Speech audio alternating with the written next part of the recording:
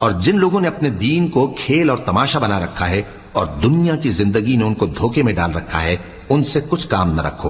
ہاں، اس قرآن کے ذریعے سے نصیحت کرتے رہو تاکہ قیامت کے دن کوئی اپنے اعمال کی سزا میں ہلاکت میں نہ ڈالا جائے۔ اس روز اللہ کے سوا نہ تو کوئی اس کا دوست ہوگا اور نہ سفارش کرنے والا، اور اگر وہ ہر چیز جو روئے زمین پر ہے بطور معاوضہ دینا چاہے تو وہ اس سے قبول نہ ہو۔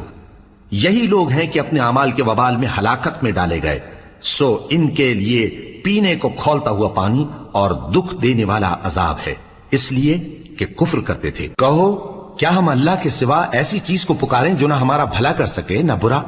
اور جب ہم کو اللہ نے سیدھا رستہ دکھا دیا تو کیا ہم الٹے پاؤں پھر جائیں؟ پھر تو ہماری ایسی مثال ہو جیسے کسی کو جنات نے جنگل میں بھلا دیا ہو اور وہ حیران ہو رہا ہو، اور اس کے کچھ رفیق ہوں جو اس کو رستے کی طرف بلائیں کہ ہمارے پاس چلا۔ کہہ دو کہ رستہ تو وہی ہے